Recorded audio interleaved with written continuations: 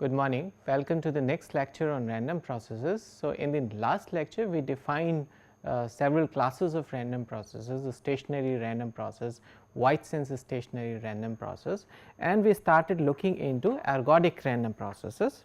So, we said stationary random process is an ergodic random process if the statistical averages are same as the time averages. Okay. So, let us now look what are these statistical and time averages. Let me remind this. So, if we are talking about a statistical average, the statistical average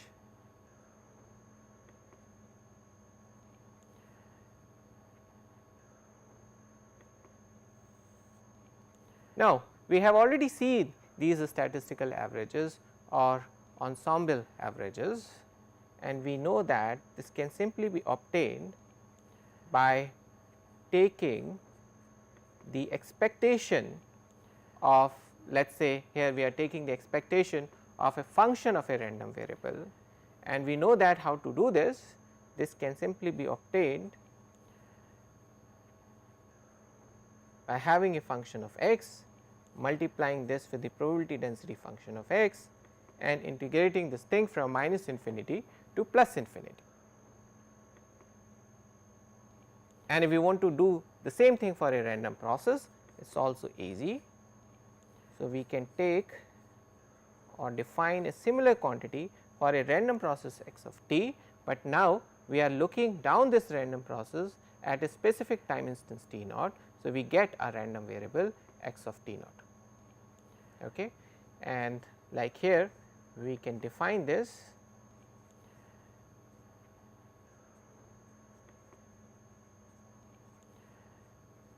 exactly in the same way as we have defined it here, only that x is replaced by x of t naught because the random variable is x of t naught. What about the time averages?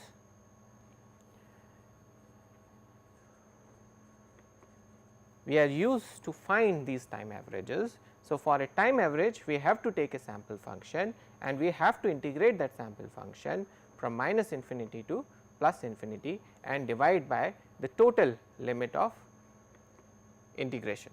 Okay. So, for example, if I have a random process, first I need to take a sample function of this random process. So, let us say we are concentrating on this sample function.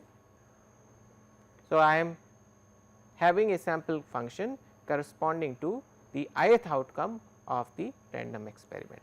Okay. So, let us see how to find the time average corresponding to this sample function. And its time average, let us say we want to take the mean of the sample function. You know, the mean can simply be calculated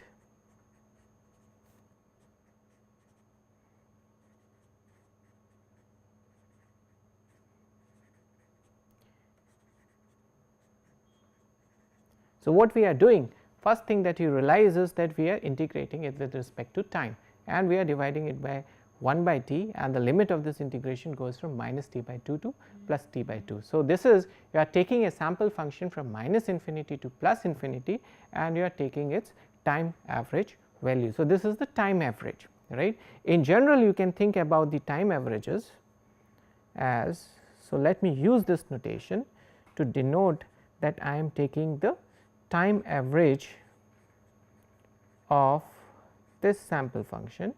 So, I can take any function of the sample function.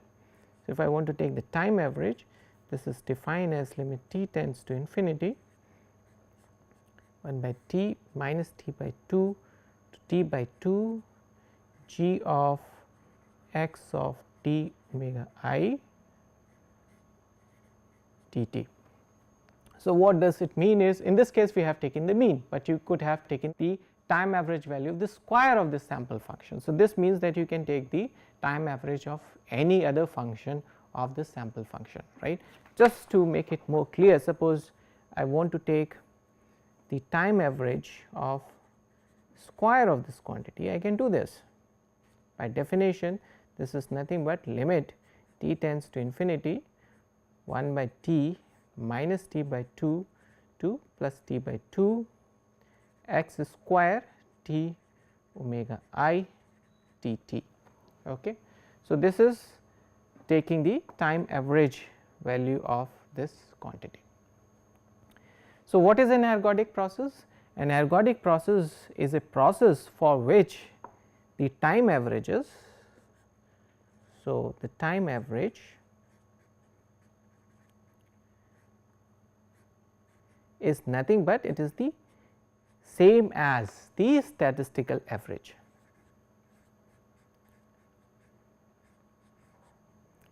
So, the time average, this is the time average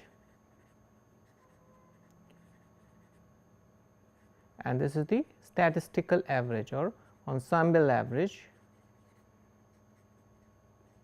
right. So, if time average is the same as the statistical average, we call that process as an ergodic process. So, let me see what we mean with this. So, let me write that expression again.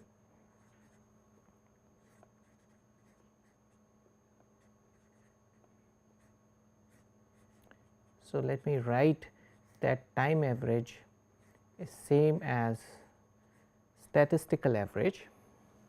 Now, if you look at these two things carefully, you know that this function is normally a function of time, is not it, right, because this is a random variable which is sampled by looking at this process at a time instance t. So, this is normally a function of time, but because we have considered this to be a stationary process, this is actually independent of time and hence we require stationarity for process to be ergodic.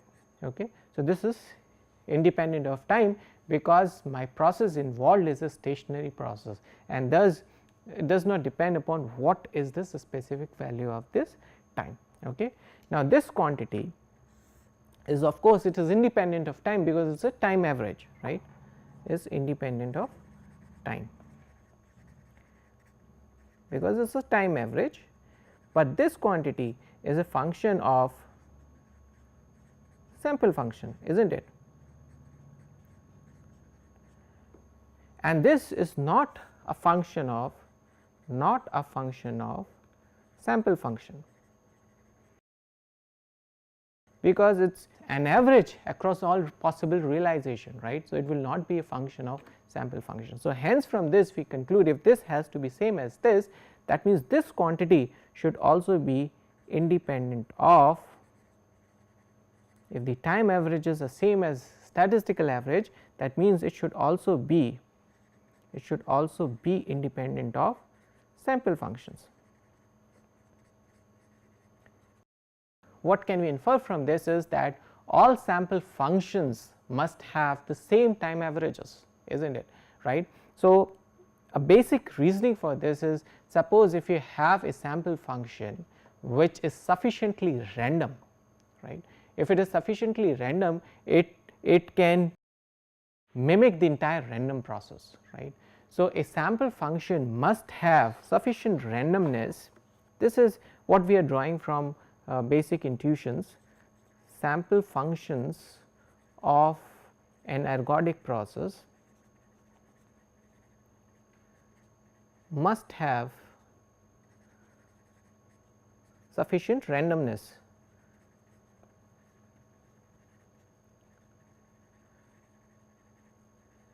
So, only if they have sufficient randomness, their time averages will be same as the statistical averages. That means, each sample function should mimic something like the entire random process. If the sample functions are not random themselves, for example, let us take an example.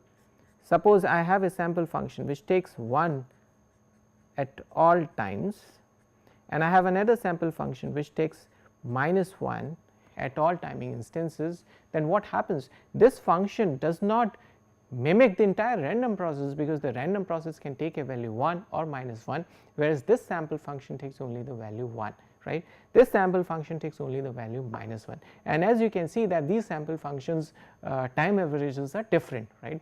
So, the sample functions of an ergodic process must have sufficient randomness so that their time averages equals statistical averages. Is this normally the case? The answer is yes, because in digital communication systems we use the scramblers, line coders which we would introduce, such that these sample functions have sufficient randomness or sufficient transitions for the synchronization circuits to work, right. So, you want your sample functions to have sufficient randomness in them, because you want your synchronization circuits to work, and to have that randomness in your sample functions we use scramblers and line coders.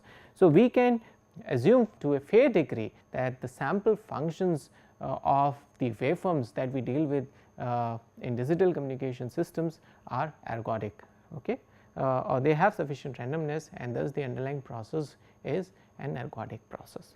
Okay.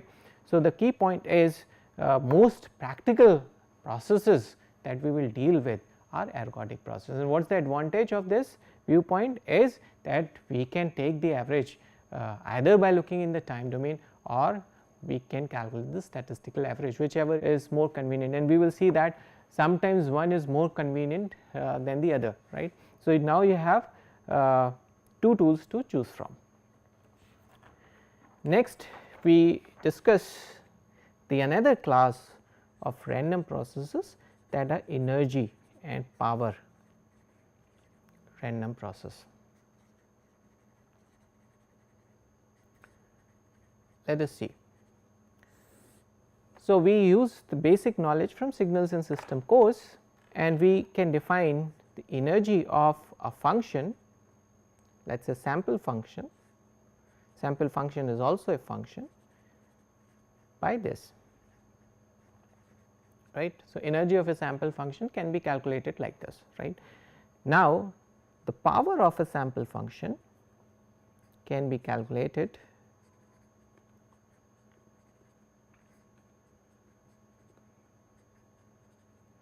using this expression, right. So, you take a sample function, and to calculate the energy you have to square this first, and then you have to integrate it from minus infinity to plus infinity. Now, suppose if we are interested in calculating the energy of a random process, what is that? You need to take the expected value of energy across all possible realization. So, if I am talking about the energy of a random process, it can be defined simply like that, but now you have to take the expected value along all possible realizations. So, what does this mean is that you calculate this energy, and then you multiply with what is the probability for this outcome to happen. So, similarly you do it for all sample functions, and this we can write in one step like this. Okay. Now, as we have already stated, if x t is a stationary process, if x t is a stationary random process, then this quantity exists from minus infinity to plus infinity, and if we are believing that the process is an energy process, what do we mean by that is the energy is finite. So, for a energy process, E x must be finite, that means it must be less than infinity.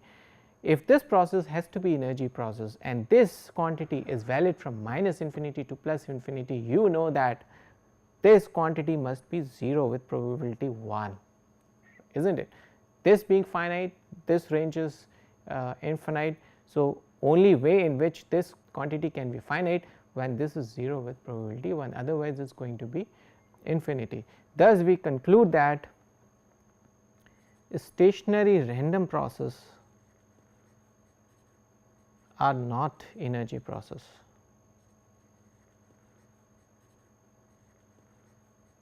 And that is why you define either effectively stationary or effectively wide sense stationary process. Let us see if they are power process. So, let us see the power of a random process. It can be defined like this: expected value of x square t dt. And now you know that what is this quantity? What is this? So, you know that autocorrelation function of a random process it is a stationary random process. So, the autocorrelation function will be one argument autocorrelation function. So, this would be something like expected value of x t times x t, is not it. So, this quantity is nothing but it is the autocorrelation function evaluated at 0. If it is a 0 mean process, you can also write this as this. There is no difference between autocorrelation function or autocovariance function if it is a 0 mean process. So, we have chosen to write this as this. So, we allow for a more general case. So, what does this reduces to? Then I can write P x is limit t tends to infinity 1 by t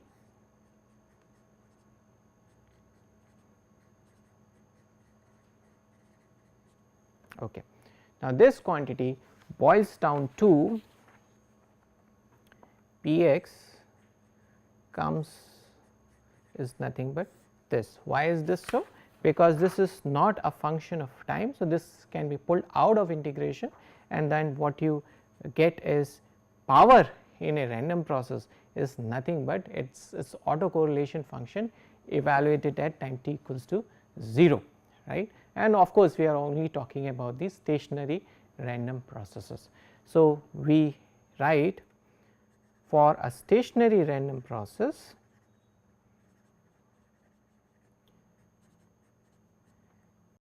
power is R x 0, right. So, this is an important observation. In terms of random variable, this would be nothing but E v square, is not it. Now, I think it is a good idea at this time to revisit the expressions or to understand the properties of this autocorrelation function little bit more carefully, and let us summarize what are the interesting properties that these autocorrelation function possess. But before that, let me just point this out to you that what is a variance of a random variable? It is nothing but expected value of minus e square x. This we have already seen that a variance of a random variable is nothing but the second moment minus the square of the first moment, and this quantity is the power in the process, right. This is the DC power and this is the AC power. So, variance tells us what is the AC power of that random process. So, when you are calculating the variance of a random process, it tells you the AC power of a random process. When you are calculating the variance of a process with 0 mean, that means this quantity is 0. The process with 0 mean means that it has 0 DC power. Then in that case, the variance is nothing but it is the power in the process, because DC power is 0, right. So, for a 0 mean random process, the variance also tells us the total power in the process. Okay. Now, let us look at the properties of autocorrelation function.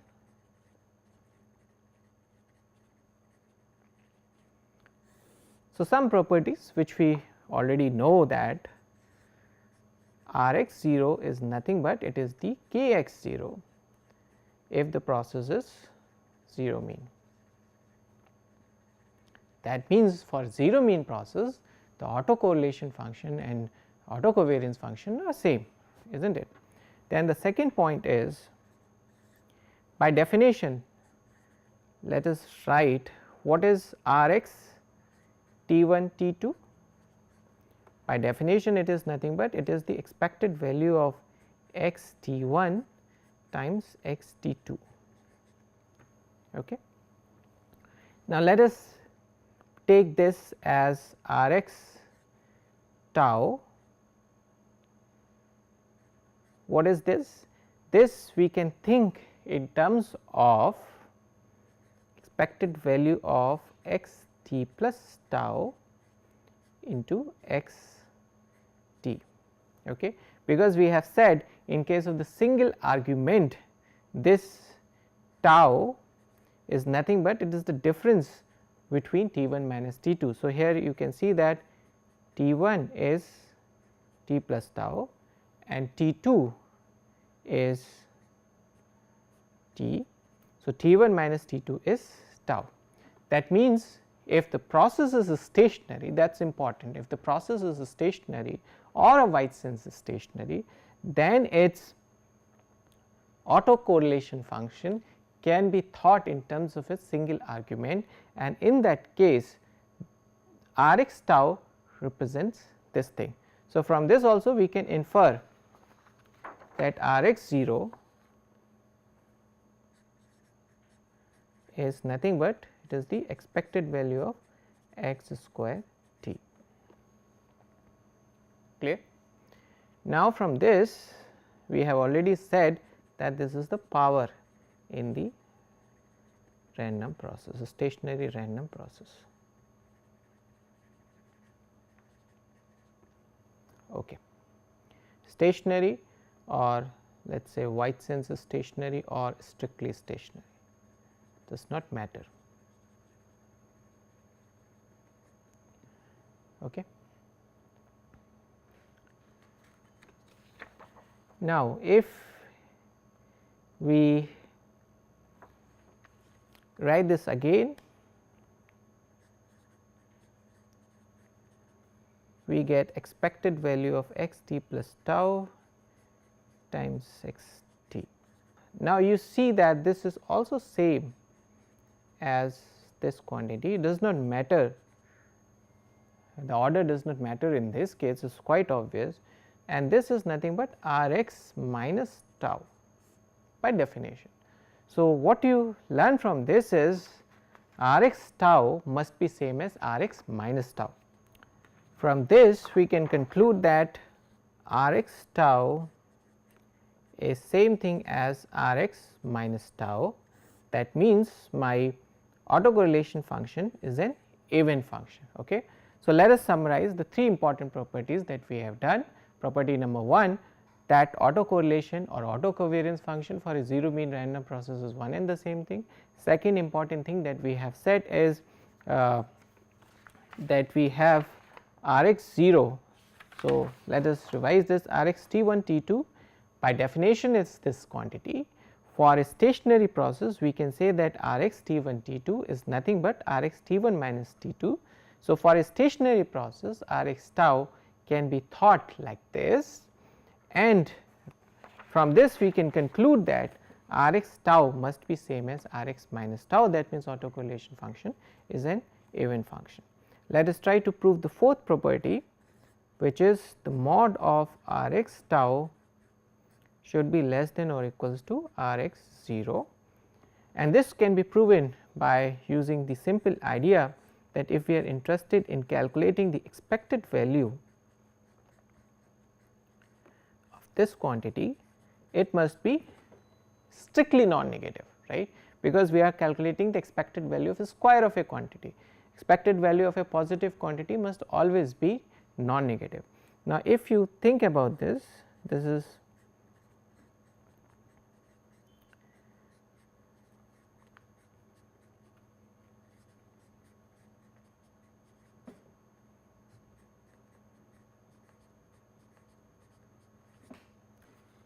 following from there, I can say that this is expected value of x square t plus tau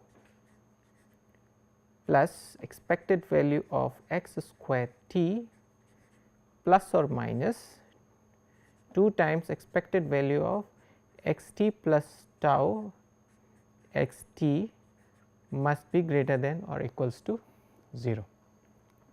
Now, you know what is this, right. So, first of all you appreciate that this quantity must be same as this quantity, because my process is stationary process, and a stationary process does not depend upon the absolute value of time, right. So, this quantity is same as this quantity, and this quantity we have already seen what is this is R x 0, right. So, this must also be same as R x 0. So, from this we get 2 times R x 0 plus or minus 2 times, and what is this? This is R x tau by definition must be greater than or equals to 0. So, from here we get R x 0 must be greater than or equals to minus plus R x tau. So, from here we get R x 0 must be greater than or equals to mod of R x tau. So, this is an important result, that means the peak value of autocorrelation function lies at t equals to 0. Okay. So, these are some important properties of autocorrelation function. So far we have completed the discussion of various kinds of random processes. We have defined what is a stationary random process, White sense stationary random process, ergodic random process, energy and power random processes. Of course, stationary and energy random process does not exist. Then we have seen certain important properties of autocorrelation function. Now we are going to do something very interesting, and that is the interaction of these random processes through LTI system. And for this we assume a White sense stationary process, and we ask the question, what happens when this White sense stationary process passes through an LTI system. So, we have an LTI system, and let us assume that at the input of this LTI system we have a White sense stationary process which is x of t, and at the output of this LTI system we already know must be a random process, and let us call that random process as y of t. And the question is, how can we think about these yt's and xt's, right? Is there some interaction between them? Okay. So, the first question that we ask is, what happens to the mean? So, the first question, mean of yt. Let us see if we can calculate this. Okay. Now, let me write first the expression of y of t. This can be obtained by taking the convolution of the random process with an impulse response. Let me assume that the impulse response, as we normally do, is h of t. That is an impulse response of this LTI system. If we assume the impulse response to be h t, we get the output as this times h of t minus tau d tau, right. So, this is a normal convolution that you do. Okay. Now, so we want to find the expected value. So, expected value of yt has to be obtained.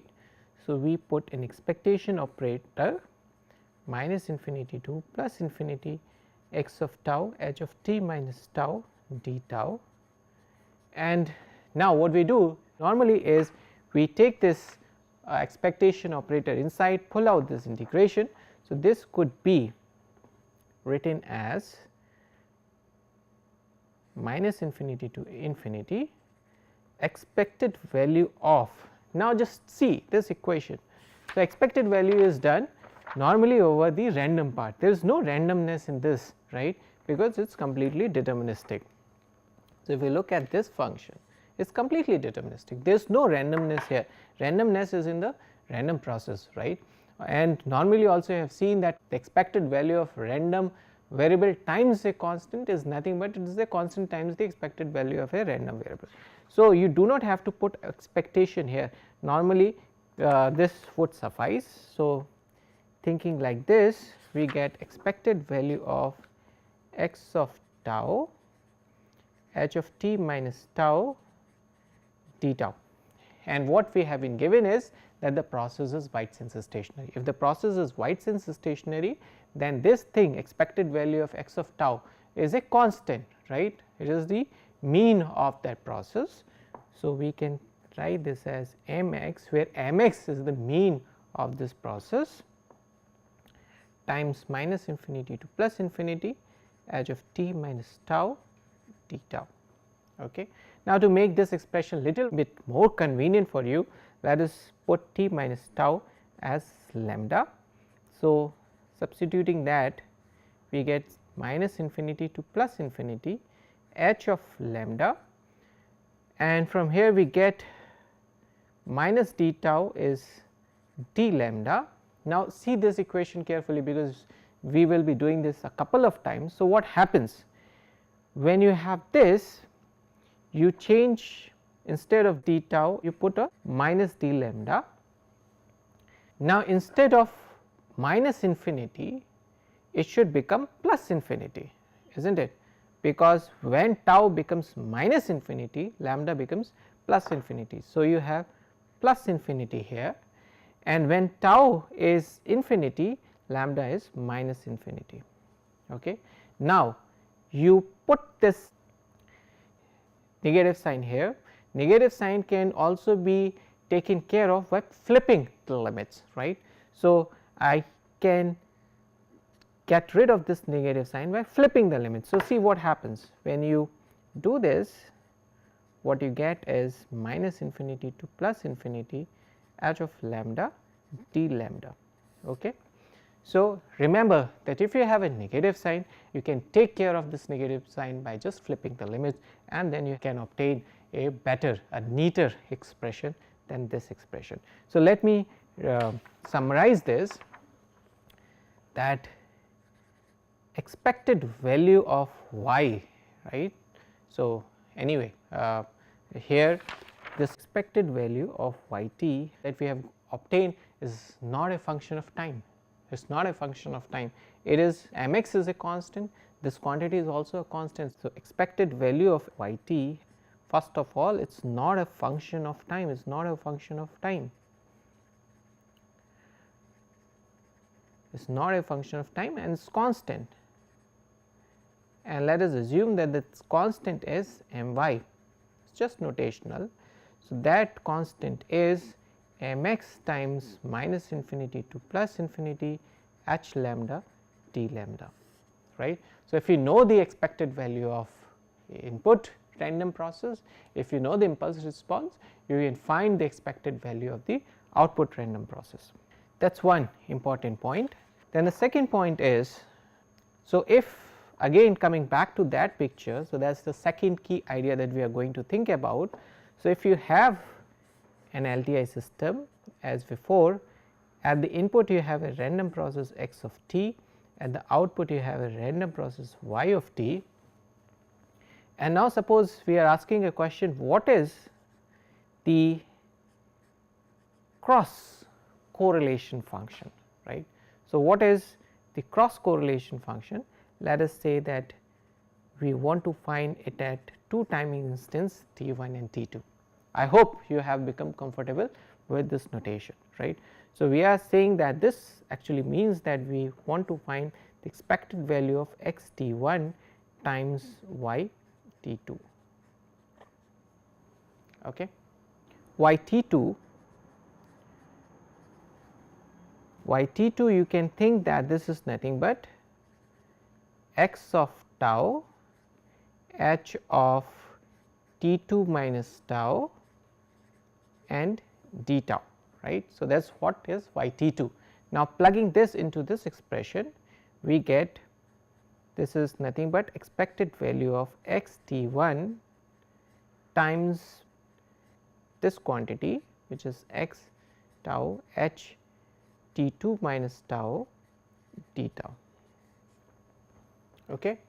Then again the same trick as usual, putting this integration to that side, taking expected operator inside, what we get is this is nothing but same thing as minus infinity to plus infinity expected value of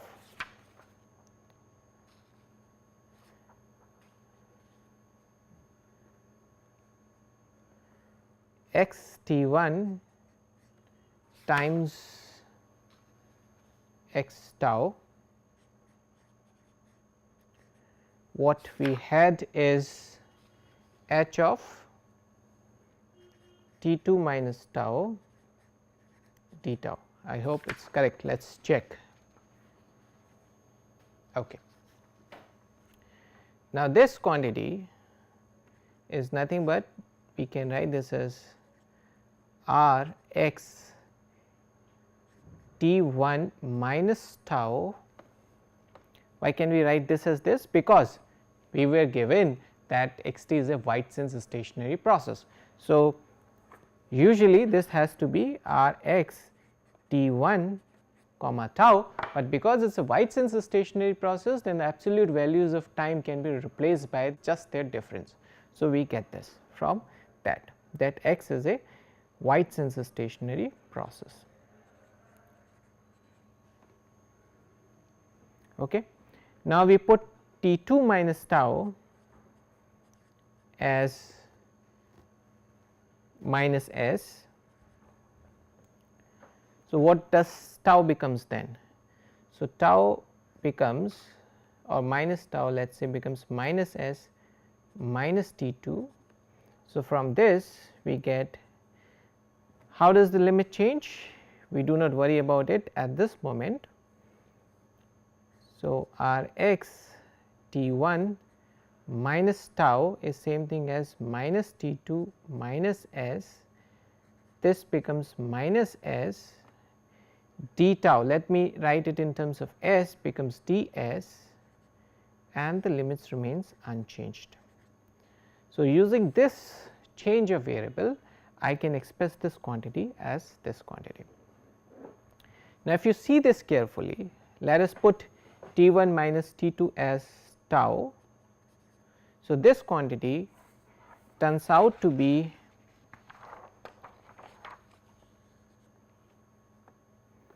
this becomes minus infinity to plus infinity R x tau, there has to be minus S, R x tau minus S h of minus S ds. Now, what is this? This is nothing but it is the convolution of tau with h of minus tau. Okay. So, what we were investigating originally is R x y T1 comma T2, and we said that this is nothing but it is R x tau. What is tau? Tau is T1 minus T2 convolution with h of T2 minus T1. So, the first thing that you need to appreciate is that this is not a function of T1 and T2, rather it is a function of their difference, right.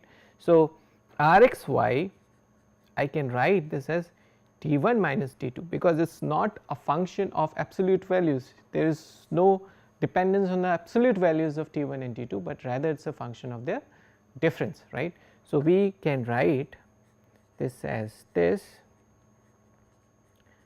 and now let us assume that, let us assume again that T1 minus T2 is tau. So, we can say R x y tau is R x tau convolved with h of minus tau. So, this is an important property that we have derived.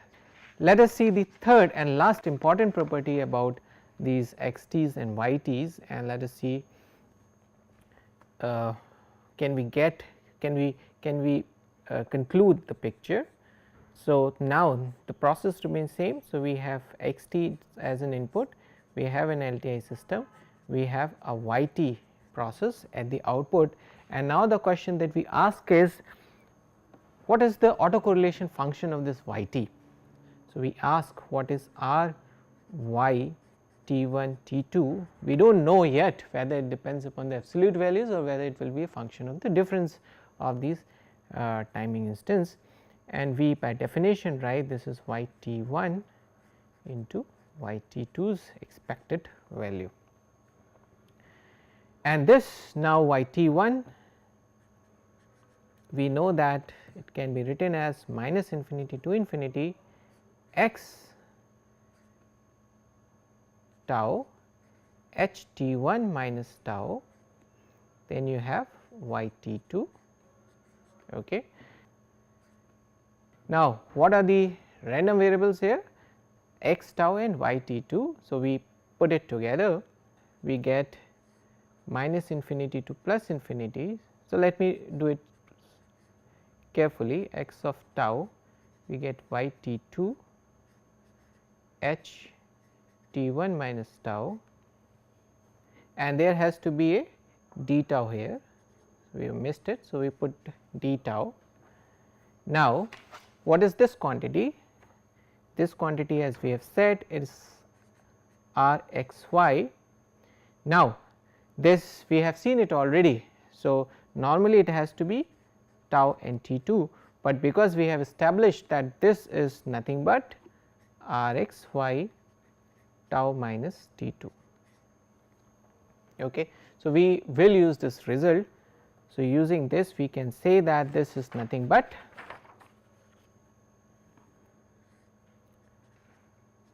R x y tau minus T2. What have we got more is h T1 minus tau d tau. Now, let us substitute tau minus T2 as s. So, we get this as minus infinity to plus infinity R x y s. This will then become h T1 minus. So, from this we can first write tau is s plus T2, and this will become T1 minus T2 minus s, d tau is ds, and as you can see this clearly, this is nothing but it is the R x y T1 minus T2 convolution with h T1 minus T2. Okay. And again thinking that T1 minus T2 is tau, we can write that this R y T1 T2 is nothing but it is R x y tau convolution with h tau. Now, one thing that you can appreciate is again this is not a function of absolute values of T1 and T2, rather it is a function of tau, and tau is T1 minus T2. So, it is a function of the difference of these timing instance. So, we can say that R y T1 T2 is nothing but it is R y T1 minus T2, which is same thing as R y tau. So, R y tau is R x y tau convolution of h tau, and we have already proven in property number 2 that R x y tau is itself R x tau convolution of h of minus tau convolution of h of tau. So, we have obtained an expression for the autocorrelation function of random process y t. First of all, we have seen now that the autocorrelation function of a random process y t is not depending on the absolute values of timing instance, and in the first property we have seen that the y t's mean is also constant. That means the y t satisfies all properties of Whiteson's stationary process. From these property 1 and 3 we can conclude that y t is also a Whiteson's stationary process, right. So, this is an important conclusion that if x t is a Whiteson's stationary process, if you pass this process through an LTI system, you end up with a Whiteson's stationary process with a autocorrelation function defined like this. Final picture for today's lecture, that if you have an LTI system, if you excite this LTI system with Whiteson's stationary process x t, what you end up with a random process y t which is Whiteson's stationary, right.